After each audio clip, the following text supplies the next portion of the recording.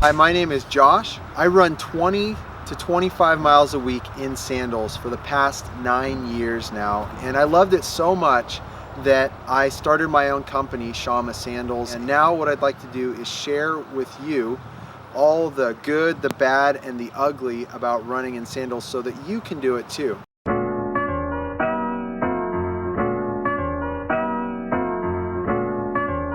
Today's lesson is going to be relax. Relaxing is really important when you're running barefoot or minimalist because you want to consider, what is my foot actually doing? So if your foot, let's take the opposite of minimalist, where you're running in a traditional shoe where there's arch support and there's a heel, a big heel, and there's a lot of padding.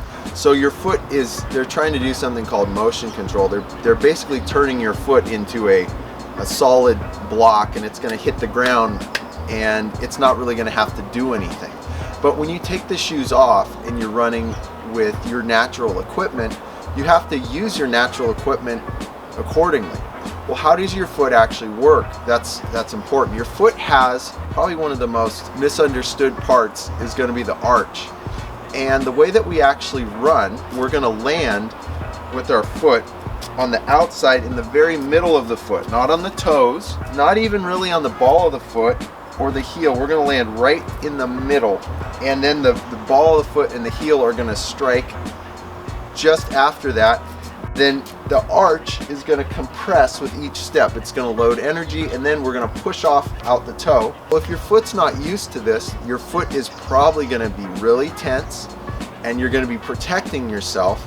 And so instead of just letting the foot fall midfoot outsole or on the outside, pronate in, load the arch and drive out on the heel, you're not going to do that.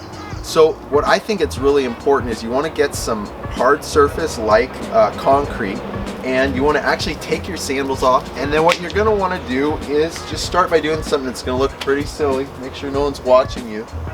And then start marching and see what happens. See what it feels like when your foot doesn't have anything on it and it's striking the ground.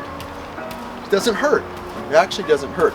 And the more you relax, actually, the better it feels. So now I'm going to pick the pace up a little bit. And I'm going to swing my arms. And my feet are just falling. I'm staying tall, picking that spot out in the distance. And I'm just feeling what it's like for my foot to fall. And I can feel that with each step, my foot is softly hitting the ground, it's compressing, and it's lifting up. And I want to get the memory of that in my head so that when I get out on the trail and I'm doing a bunch of miles, I know what to look for. So I'm going to stay tall like in lesson 1, but I'm going to let my feet relax.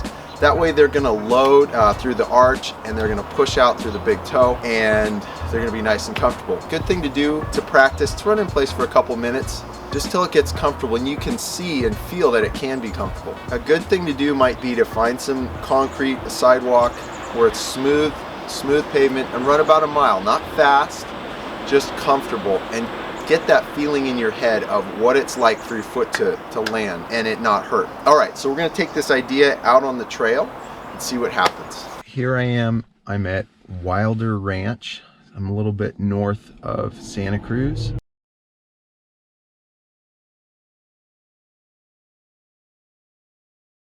I am going to go up the mountain. It's my favorite way. You get beautiful views of the bay and all that.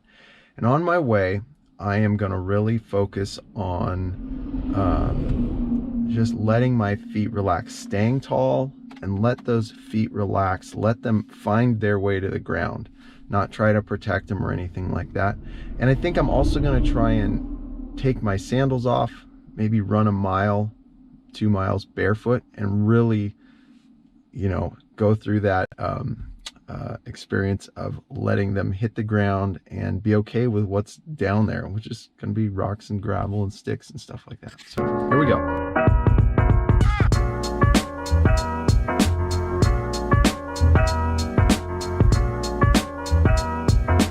One of the coolest things about this place is just all the wildlife, the rabbits, and you'll see turkeys and coyotes and bobcats and deer. Hopefully no mountain lions. But anyways, right off the bat, I really do have an issue, and I'm glad I'm working on this today, where I will definitely tense up my left foot more than my right foot. I'm always trying to protect that left foot for whatever reason.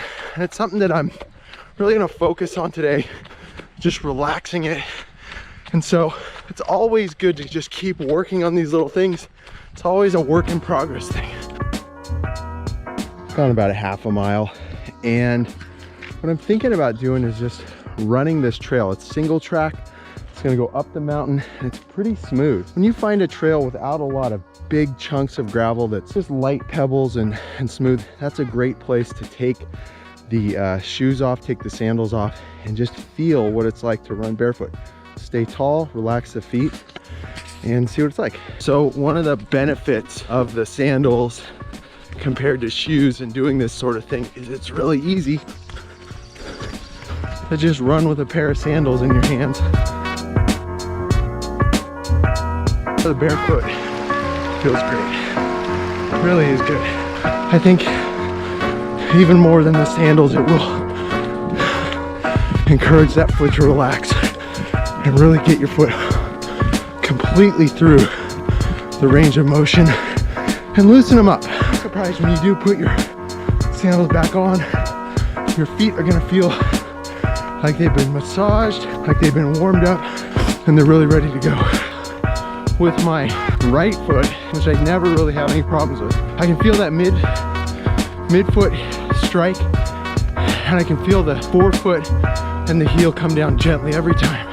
My left foot, I really have to make a concerted effort to kind of let go.